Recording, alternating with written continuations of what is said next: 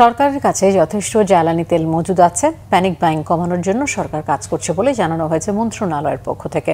বিদ্যুৎ, জ্বালানি ও খনিজ সম্পদ মন্ত্রণালয়ের সংবাদ সম্মেলনে এসব কথা বলেন জ্বালানি মন্ত্রণালয়ের মুখপাত্র মনির চৌধুরী।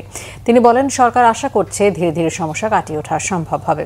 শিল্প খাতে জ্বালানির প্রাপ্যতা নিশ্চিত করা হচ্ছে বলেও জানিয়েছেন তিনি। বলেন, জ্বালানির তেল আমদানির জন্য যেসব প্রতিষ্ঠানকে সরবরাহ অর্ডার করা হয়েছে তারা যথাসময়ে সরবরাহ করবে এমন আশ্বাস দিয়েছে। বর্তমানে ইস্টার্ন রিফাইনারির 2টি ইউনিট বন্ধ আছে, তবে তলানি মজুদ দিয়ে চালানোর চেষ্টা চলছে বলে মন্ত্রণালয়ের মুখপাত্র জানান।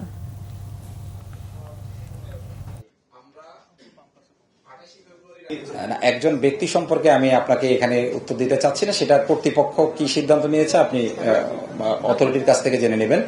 আমি যেটা বলতে পারি আপনাকে যে এসপিএম এর ব্যাপারে বর্তমান সরকার ক্ষমতা গ্রহণের পরদিন থেকেই কাজ শুরু করেছে এবং শীঘ্রই আপনারা এর একটা